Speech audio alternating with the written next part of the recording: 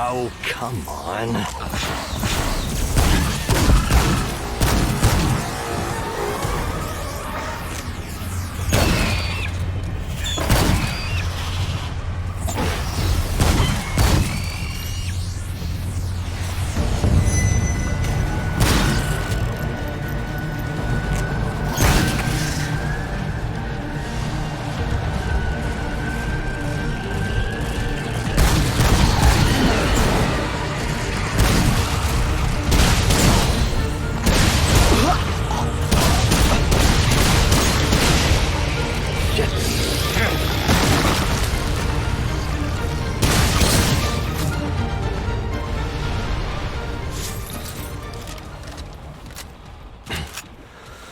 Glad that's over.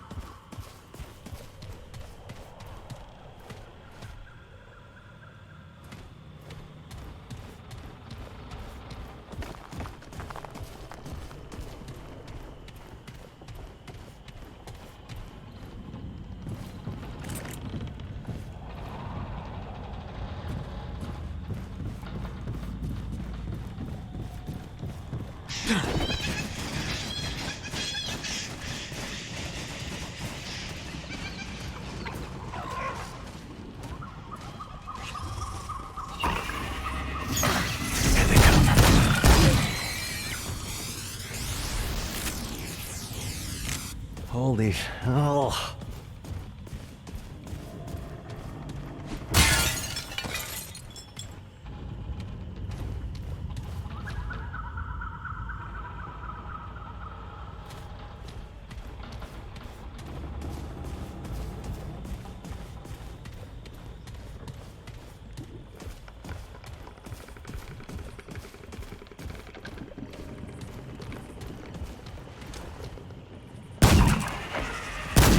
Here we go.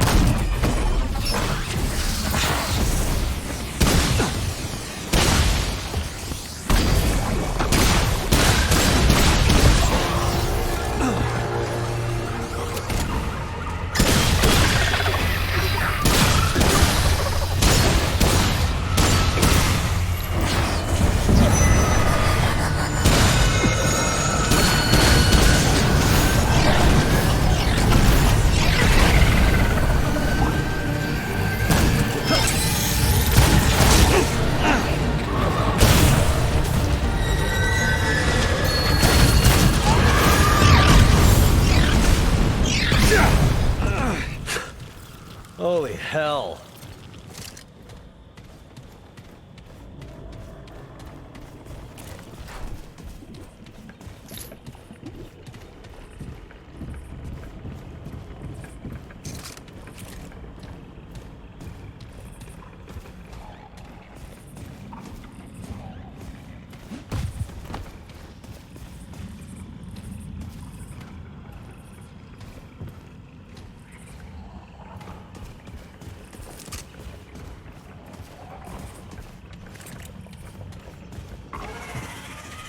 All right, I'm good now.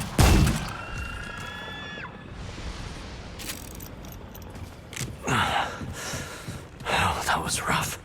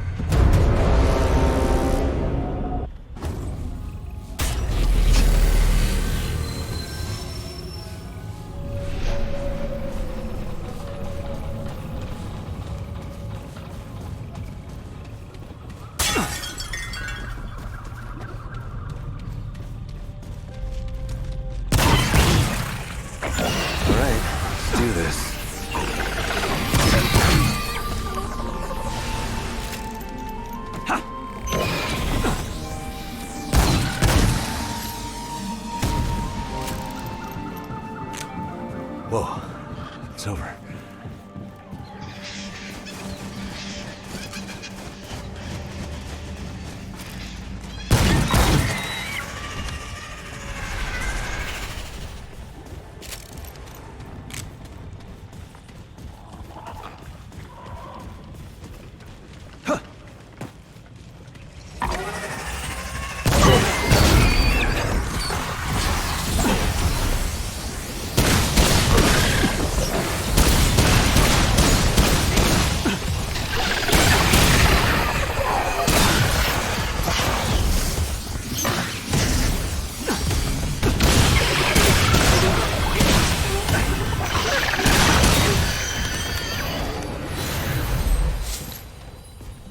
That's it. For now.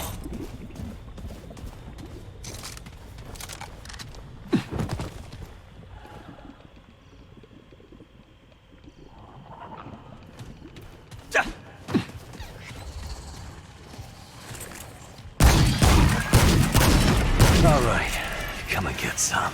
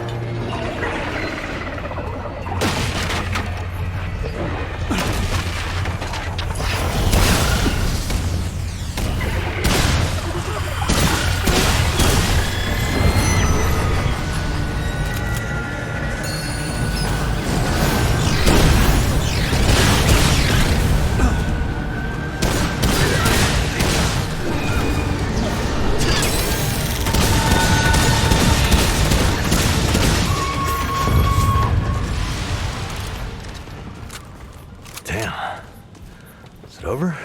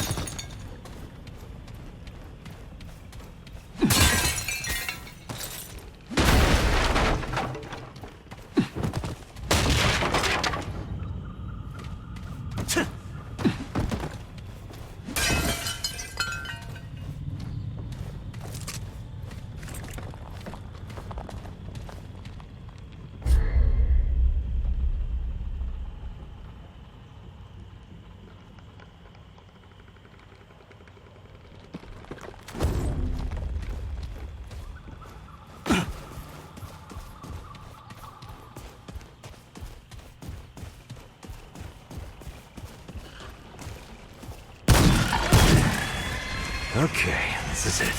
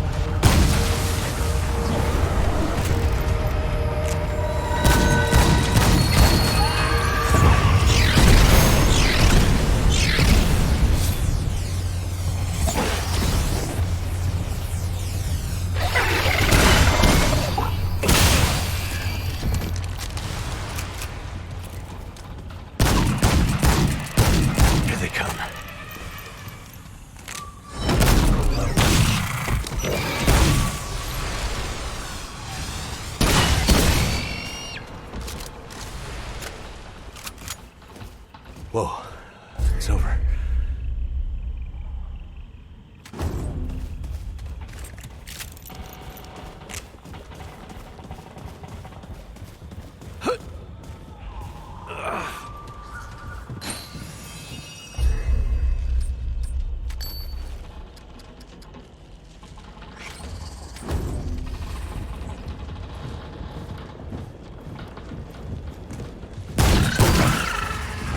Here we go.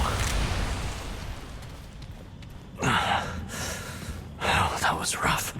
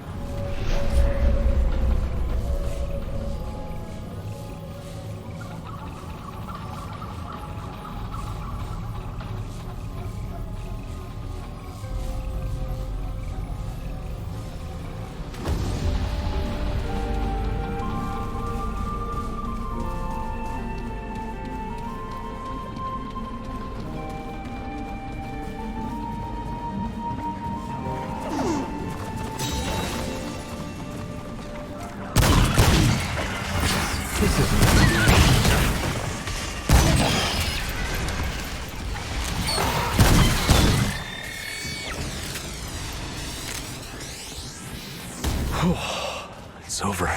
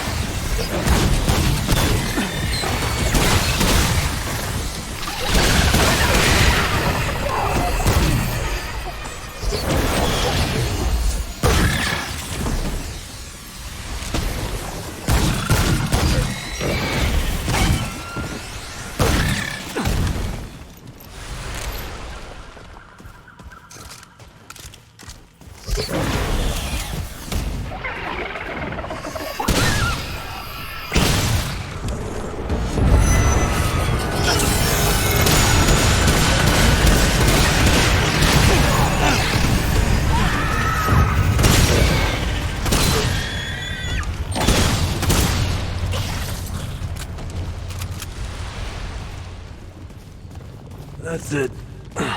For now.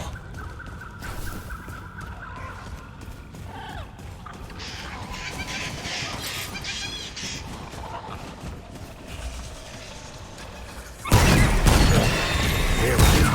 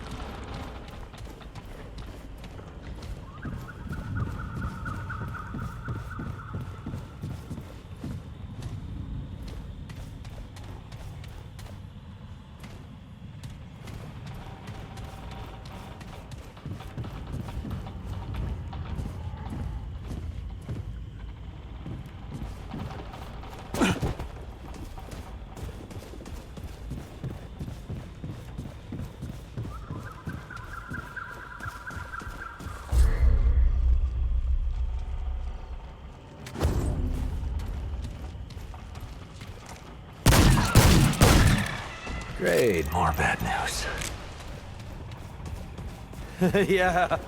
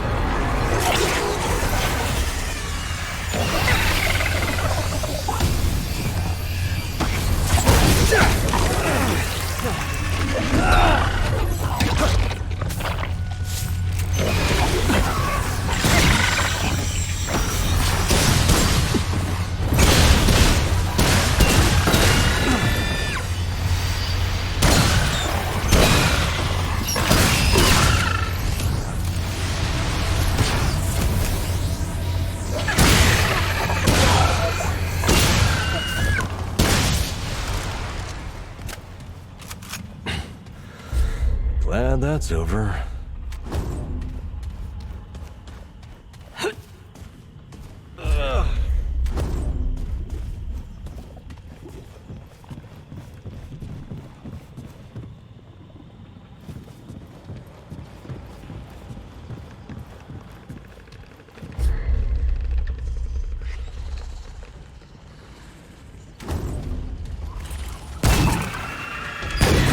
Here they come.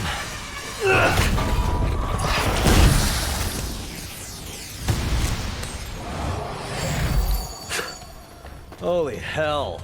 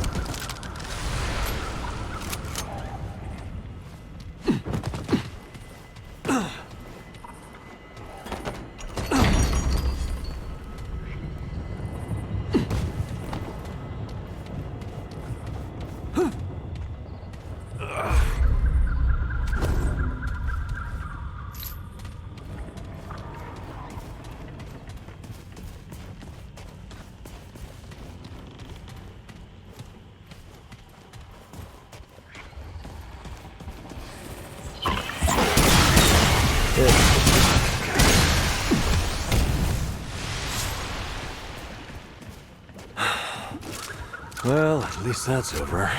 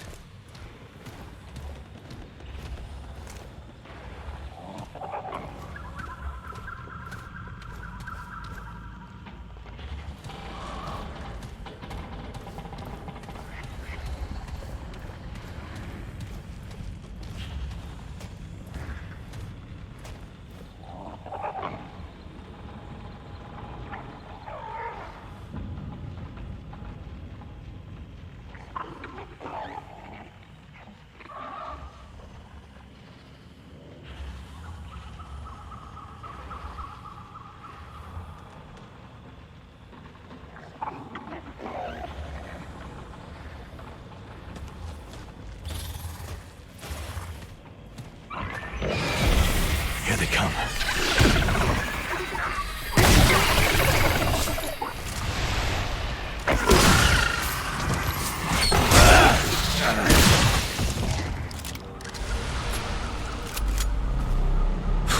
Glad that's over.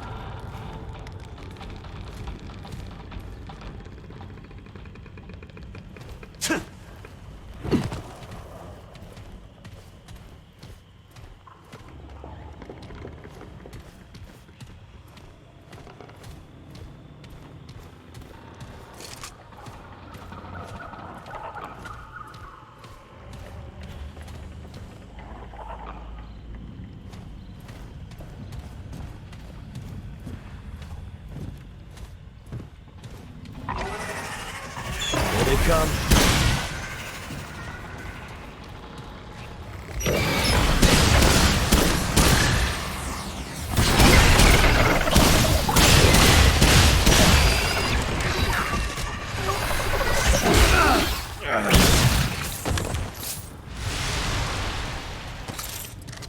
Whew.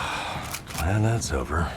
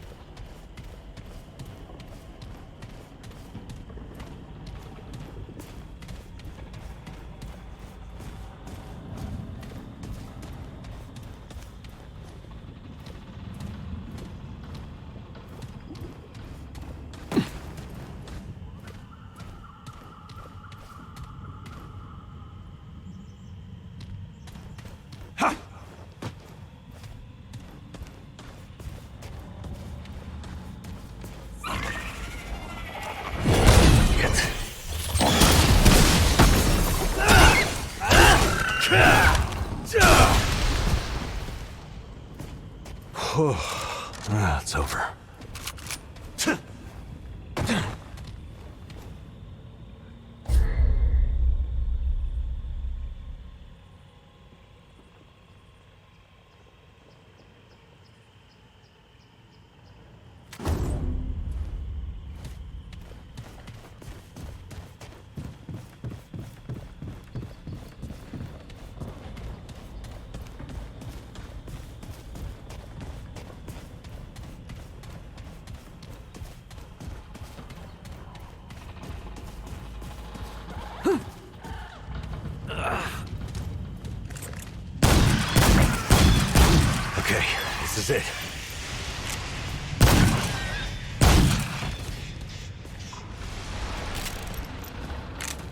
Oh, holy hell.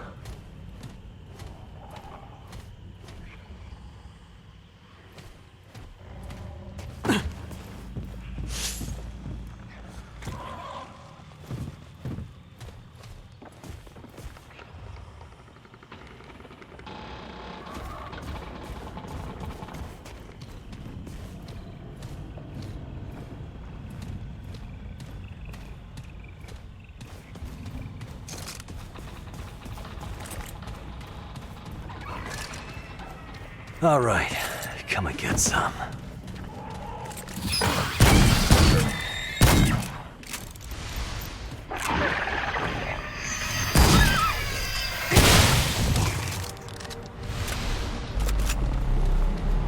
Oh, holy hell.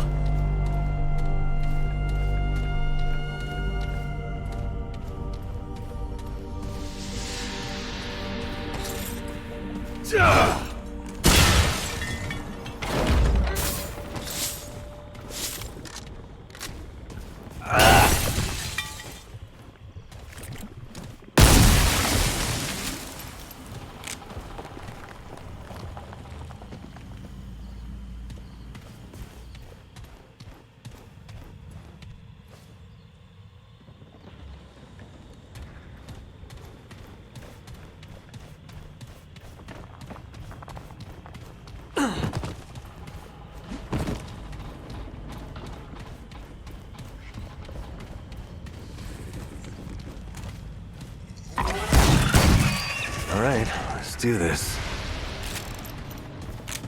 That's it. Now.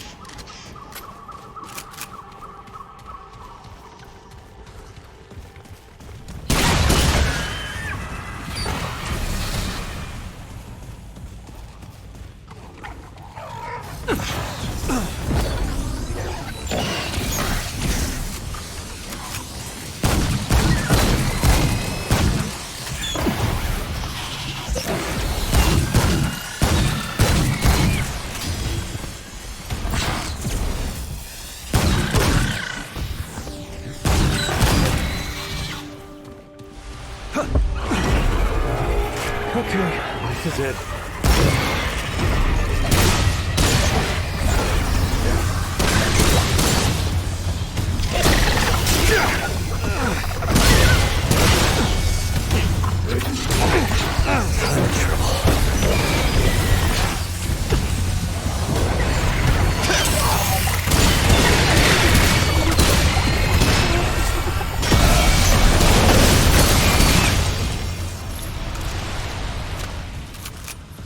Oh, glad that's over.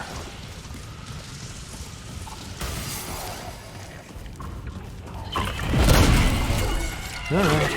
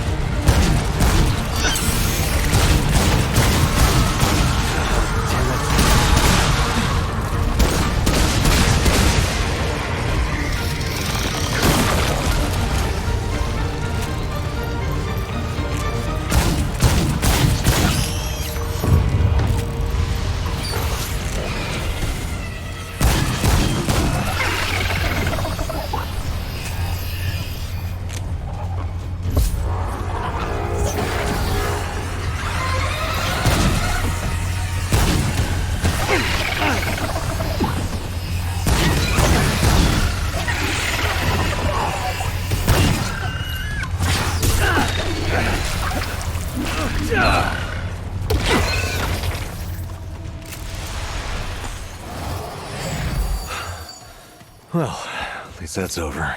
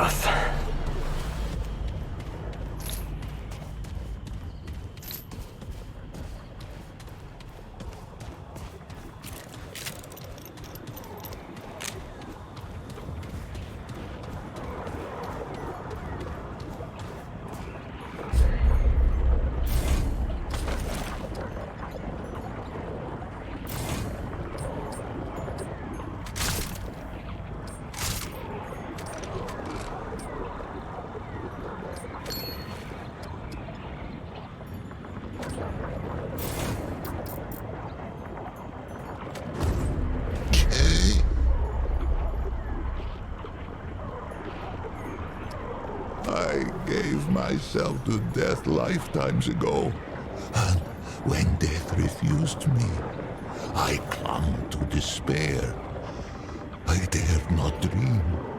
I dared not. Paxaltag, I have not tasted air unmixed with the foul humors of the tangle in an age's age, nor did I dream that I ever might again, much less feel the soft touch of good soil beneath my hooves, or the kiss of the wind on my free fur. Faithless have I been, and yet Paxaltag came, with war in its right hand and temperance in its left. The Paxaltag came, and I am saved. Two-handed warrior.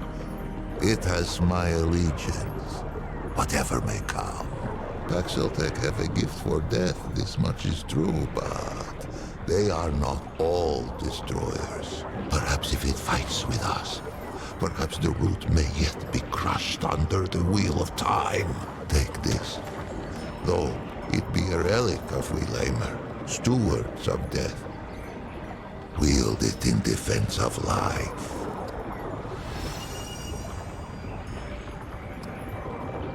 I think I shall linger here a while yet. Many are those who fell on these blood-soaked steps. And no, some are now naught but bones. They each deserve the funerary rites of royalty. These I shall endeavor to complete with whatever time is left to me. If its road should ever wind this way again, grace me with a visit. There are yet tales of Yesha, I might tell it, if it cares to hear them shared.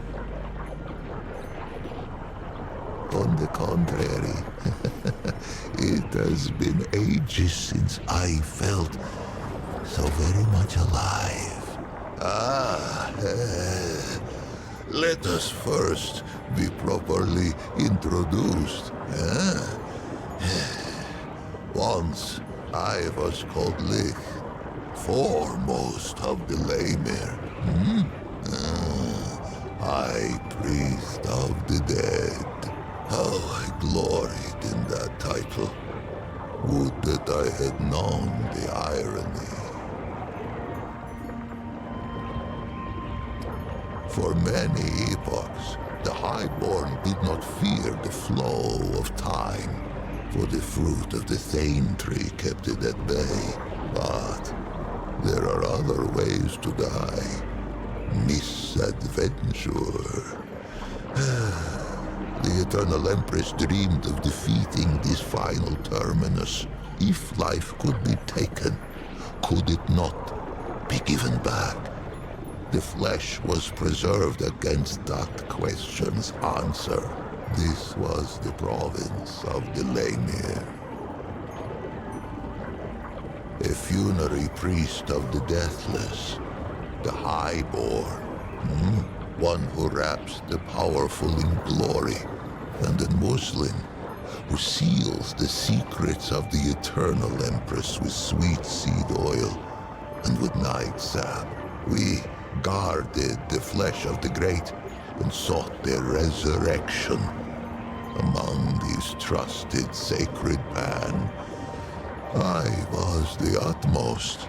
I relish the favor of her permanence. More fool I. But let us start at the beginning.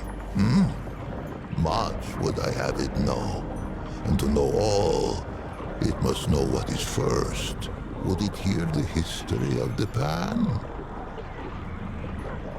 In the time before time, the Pan lived in the place that was. It is said that there came a great plague that ravaged the land so that the fields were seeded only with the bones of the dead and yielded only the cries of the bereft.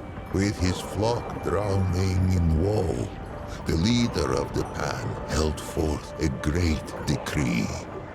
100 ships were built to hold 10,000 souls, with their god of many faces cutting the waves before them. The pan that were ventured across the Vilkmarza, the dark sea, through the long night. The Vaughnts prayed and the Red Widows wept, for no one knew if the dark sea had a far shore. 100 days lit the 100 ships, and 100 nights drew their swaddling across them too. But on the 101st day, as the Red Widow in the foremost ship bowed her horns to the god of many faces, a bird lit between them, singing, "Glory to the Pan, for they have reached the King Mother." Yesha rose like the dawn before them, unseen, untamed, and free.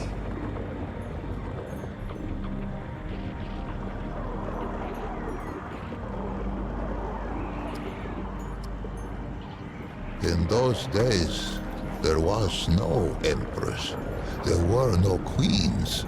Kolket the Wise passed on the dark sea and left no heir.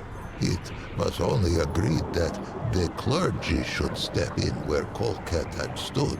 The Vaughnts spoke for the many-faced one, and the Red Widows spoke for the sun, stone, sky, and stream. It had been ever thus. Now, they linked hands to cradle the destiny of the Pan.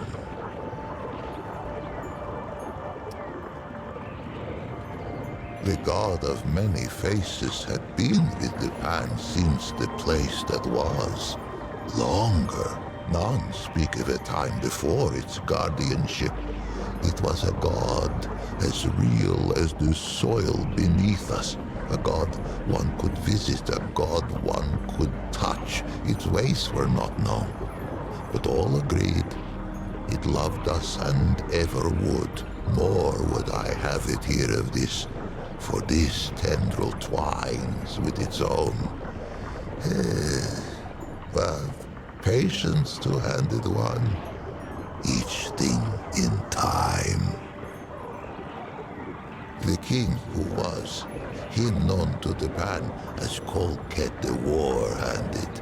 Later, Kolket the Woe-begone, and at last was Kolket the Wise. Quick of blade was he in his youth, a fearsome general who watered the tree of progress with the lifeblood of many enemies. But the exploits of youth brought Kolket no peace in age. They say he took the plague as fate's judgment against his warlike eye. Fate offered a choice: flee the land of his fathers, or end his line as the king of death. Kolket hesitated no more in pilgrimage than he had in war. He raised up ships as once he had raised regiments. He sailed from the place that was with a heart full of hope. He was never to see Yesha's shores. He passed in peace before the crossing's end, greeting death with grace. For 80 days, the Vaughnts fell prostrate upon Yesha's unfamiliar shore. They prayed for a sign that our searching was over, and that this forest should be ours. On the 80th day, 2 forms emerged from the depths of the jungle. First came a doe with coat of red. Where it walked, the soil gave forth flowers and sweet berries, and they took it as a sign of grace. But behind the doe came another, a wolf with fur as lightless as the obsidian waves the Pan had so lately crossed. Surely this great beast was a portent of death. Yet, desperate were these threadbare priests of old, and of these visions to their charges, these Vaughns spoke only one. And why not? The dove fills all who glimpse it with a spirit of hope and a sense of growth. It leaps among the shrub and bramble even now, even with Yesha sundered by the root. There are those who think it more than a spirit, a god in waiting. These call themselves the children of the Red Dove.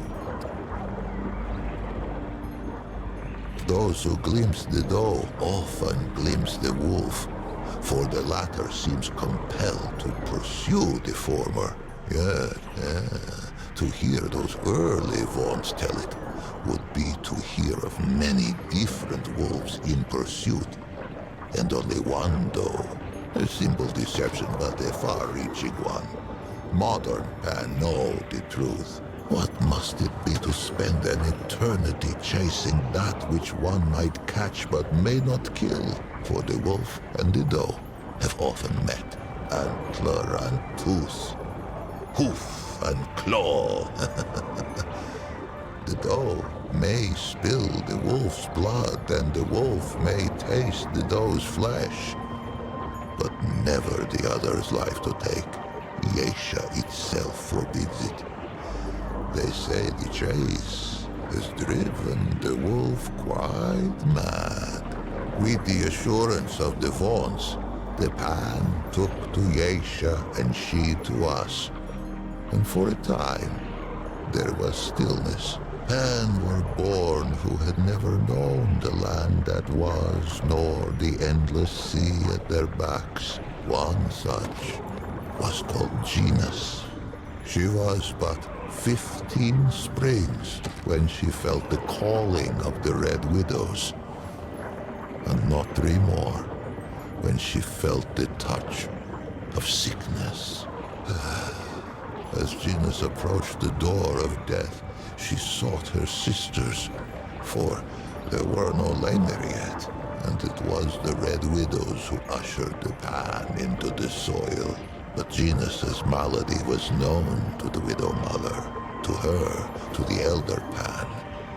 It seemed the plague had found them again, even on this distant shore. Genus was shunned, cast out into the jungle, and her name was forbidden from Pan lips. None among them could have foreseen what would come next. Plague-ridden and scorned, the Red Widow Genus had been cast into the jungle to be forgotten. But fate had other plans. After many days in the jungle, Genus emerged. The Pan were humbled, for all signs of plague had been lifted from the young Genus, replaced by a regal gait none could deny. Fascinated, all assembled to hear her tale. And quite a tale it was. Genus spoke of a vision that had come upon her as she lay in the moss, gasping out her last. In her vision, the plagues had returned. Pan, young and old, wailed and keened and spat their last blood on Yesha's pristine sand. But then, when all seemed lost, a great tree rose out of the jungle, strange and wonderful, and heavy with luminous fruit. This tree, the Thane, she named it, gave all who ate of it a life unending. The Pan embraced it, and their glory stretched on for 1,000 epochs. Genus rose to power on this. A spire built of words. It is difficult to say. Genus has had charge of her own legend for an age of ages. Suffice to say, there is enough truth to her vision for me to know her personally, though I was born some 30 mothers hence, and yet, in knowing her, I find its question impossible to answer. But we get ahead of ourselves, two-handed one. By spreading her message of doom and salvation, the Red Widows were easy converts, inclined to believe their sister, and eager to spread her vision to all Japan. In time, they held more sway than even the Vaughns. It was a great shift. It would not be the last. Among the Red Widow's, genus was quickly elevated to Widow Mother. The crops flourished, and the villages spread. The jungle receded from the shore. Many seasons passed, and genus grew stooped and lined as all Pan before her had. In her 77th winter, genus had another vision. The Thane called to her, and she told her people it was time to seek it out. For the calamity was imminent. 500 Pan were assembled to undertake the expedition. Genus herself, a contingent of Red Widows, a party from each of the villages. Many imagined they would never see their queen again. Those that lived long enough came to know the taste of those words. When Genus, now as young and beautiful as the day she first beat death, emerged from the jungle once more, with 49 immortals at her back, she had been reborn a second time, as an Empress Eternal.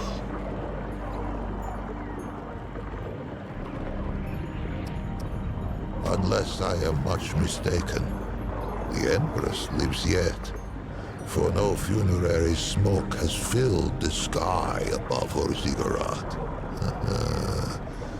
If the Pan vanish from Yesha's soil, I imagine she will be the last to depart. No plague has touched the Pan since, but calamity wears faces nearly as numerous as our god of old. For years they searched the forest, battling hunger, storms, and beasts red of tooth and claw. 20 winters passed. Many succumbed to death or to doubt by the 21st spring. Only 5 Red Widows and 44 common Pan stood at Genus's side. It was they whom she led into the clearing. It was they who beheld the Thane. It was they who tasted the fruit and felt time's weight fall from their shoulders. With death thus leashed, the eternal Genus and her immortals brought forth an empire heretofore unknown. Great ziggurats were hewn from the living rock, and at their feet grew great cities lit by arcane magics. Genus's prophecies all came about, save one. If only the Pan of that epoch had wondered as it does, two-handed one, what of the great calamity?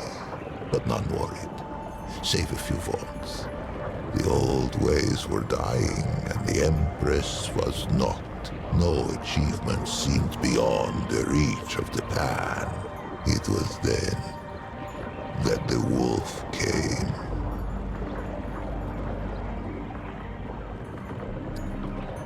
They called it the Ravager, the very obsidian beast the Vaunts of old had glimpsed and hidden. It sprang from the jungle as sudden as a squall. It made no more than mutton of the bravest warrior. Fear fell like night across the empire. Death roamed Asia. Ravenous death none could tame. Ah, but the story of Yesha is the story of who tastes the fruit of the Thane tree. 49 immortals begat many more. A deathless aristocracy. They traded favor with the emperors, traded years of life itself like fishmongers at market. There were those who would have seen the beast slain, but the Ravager was never much glimpsed that the Red Doe should not follow. And vice versa. The green things of the jungle sprang from the Red Doe's feet. But on what do green things grow, if not the flesh of departed life? Who knew what would become of the Doe if the Ravager were felled? Who knew what would become of the jungle? Who knew what would become of the Thane tree? It was the twice humbled Vaughns who kept the Empire from vanishing down the Ravager's throat. For the Vaughns had pondered the beast since it first appeared to them on Yesha's shores. It was they who had learned to listen to Aethir's song. They who learned to appease the Ravager with tribute, with dance, and with music. Balance returned, and the wheel of time rolled on. The song of all living things. It permeates our forest. It whispers in the leaves, thrums in the soil, shines in the sun, babbles in the stream. The Vaughns devote themselves to the song's mystery. They play it to tap its power, as other Pan might use the energy of a crystal, or the heat of a flame. Those attuned in prayer hear it strongest. But all may catch its strain from time to time, even a Paxeltech. Who is to say? For that was hardly the last calamity to befall the Pan at Yesha. With the Ravager appeased, the Empress dreamed of rule eternal. She should likely have had her wish. But for one thing, the Thane tree, that of the fruit of immortality, began to die. For many lifetimes her permanence hid this knowledge from all who served her, slave and immortal alike. And why not? She had amassed a great store of fruit, and surely something could be done to save the tree. Why crack the very bedrock of her society? But the tree's decline could not be arrested. Fruit was rationed. Noble lineages withered. We lay there, once prepared for the final death of death. Only those immortals who had fallen in battle or by misadventure.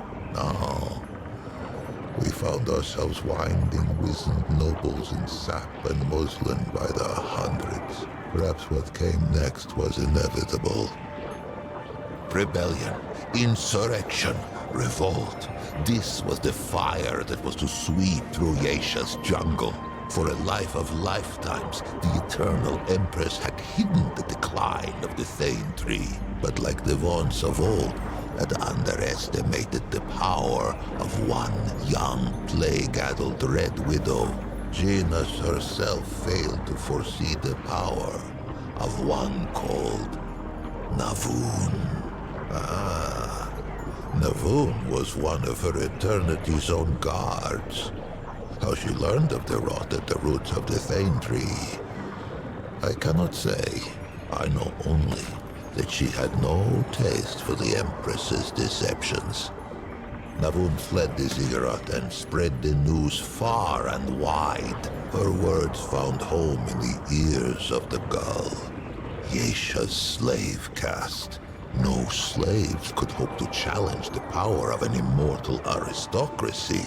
But what about a nobility in disarray? One where the great and powerful would soon fight for scraps of fruit like bare-ribbed dogs. They rose, first singly, then in a tidal wave. The Empress found herself at war. Perhaps she might have won, if not for the Destroyer.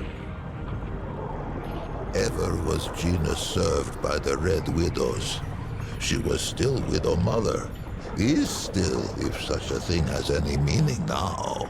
Some among the Widow's ranks forswore tenderness and became instead her permanence's highest guard. Genius herself had been the lowest widow in her order, and she had turned Pan society inside out. How fitting, then, that the last and least of her own widow guard should become her greatest adversary. It bridled when I called it God Murderer. Surprised I am that it should know so little of the deep track its kind have trekked across our soil. Let us walk those prints now, that it should be enlightened. It has heard of Yeshad civil war, of slave with blade of hoe to neck of noble, and noble with point of sword to belly of slave. Into that tempest walked one of its kind, Paxotech. I cannot say why, though perhaps it might someday tell me from whence. Whatever its motive. Hither came the Destroyer, even as the Pan turned their ravenous gaze toward the fruit of immortality. Our god of many faces remained satisfied with the scant worship of the vaunts and the commoners. It was an ever-present comfort. A guardian we scarcely thought of. The Destroyer, Paxotech, oh yes, its kind, drove its blade into the pure heart of our guardian. We knew not that it was the god of many faces who kept the root from this world. But in death, many faces' absence was soon felt. In her world already torn by war, where caste let blood of caste, there came reports of some new woe. Travelers spoke of twisted horrors on the road, but we who relished in the weight of this wall only scoffed. Who knew that the very air could rip, that the world itself could tear and spill like a wineskin under hoof? Oh, how we fought, priest and prince and pauper, side by side, our world's lifeblood drizzling through our fingers as we clutched at the hanging tatters of Yesha's slit throat. Most perished, and I became enmeshed. I thought our tale told, our race run, and yet, among the Pan there is a saying. Why just ask the Rin? I gave the impression perhaps that Yesha was uninhabited at the arrival of the Pan, save for the doe, the wolf, the birds, and the beasts. This is not so. The Rin slink Yesha's canopy on leathery wings. Perhaps they once thought to defend their forest. But lash and lure put that to rest. Lash in that no Rin could hope to withstand the onslaught of energy we Pan have learned to draw from Yesha's native crystal. The Flying Ones have no talent for crystal craft. Lure in that under normal circumstances, Rin eggs reach maturity only with great difficulty. I know not who first discovered the potential for symbiosis between our species. Only that It is a whimsical god indeed who sends the most precious resource one kind could hope to acquire out the hind end of the other. As sure as there is iron in the soil of Yesha, there is irony. It was a pad-footed Paxeltech who slew our guardian and brought the root. Would it be so strange to see a Paxeltech drive them from our shores? Perhaps as with Genus and the Voon. The strangeness is the point. It has done me a service unpayable. No reward can suffice. But perhaps, if it cannot be rewarded, it can be equipped. Colket brought war, then wisdom. Its forebears brought the root, but its wisdom stayed the flames, that I might live beyond the hated knot. Take this now, as a token of my gratitude.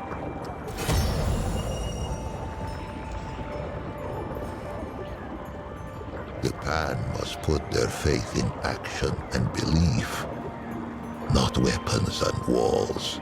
I forever owe it thanks, as shall the many souls scattered on these steps. To them I must tend.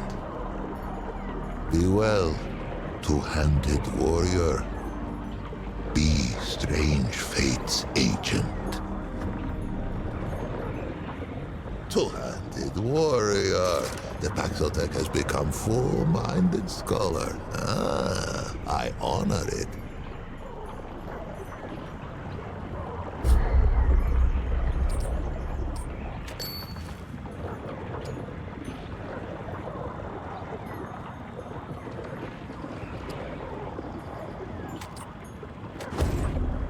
Oh, two-handed warrior. The Paxeltech has become full-minded scholar. I honor it.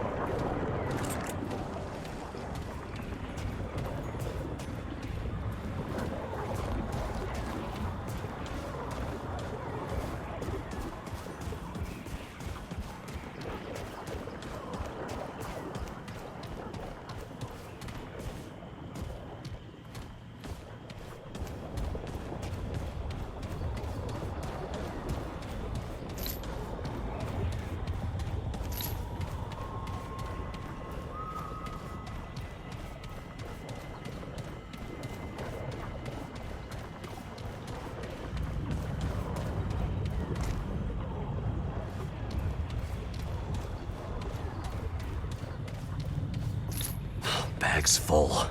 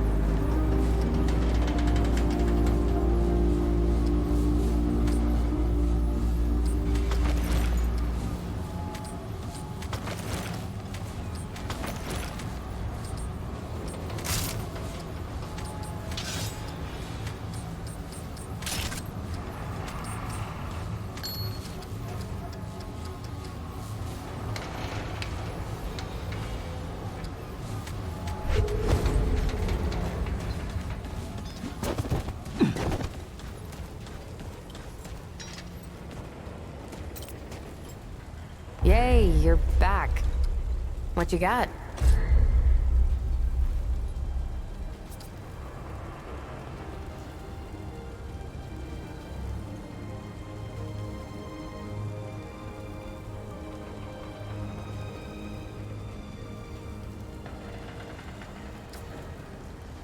Okay, that's all you get. Bye now. Good to see you again.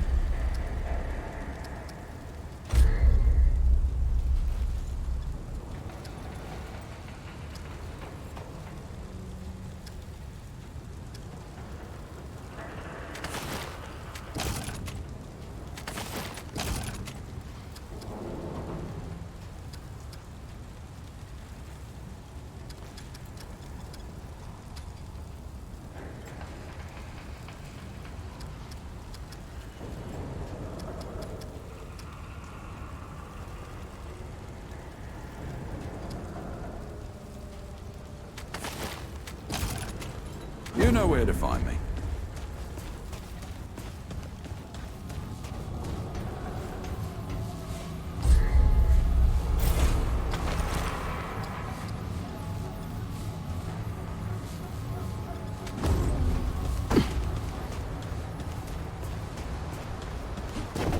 Greetings. Come. Of course.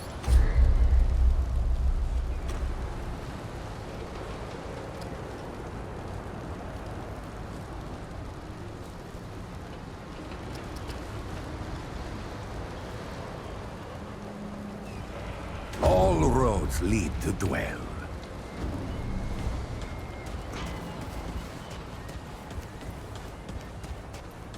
You look like you need some shooting practice. Now we're talking.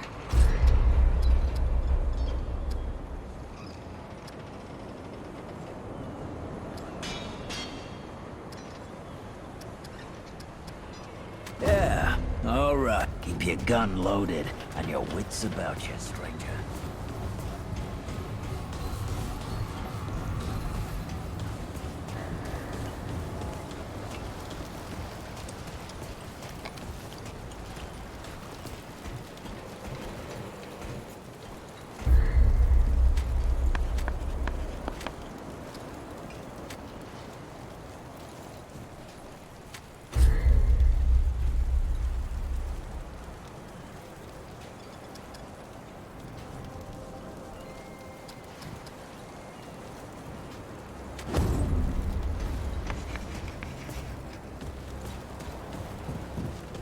Feeling all right? What you need? See you around, traveler.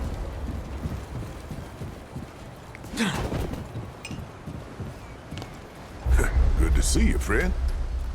Rest assured, old Reggie's got a cue.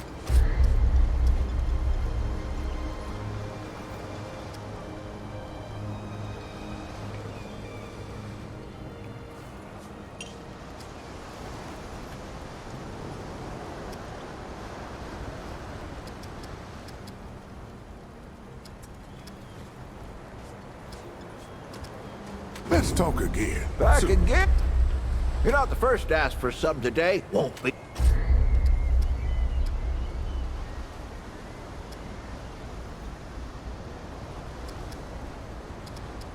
So long as you head back then, eh? Well, look at you!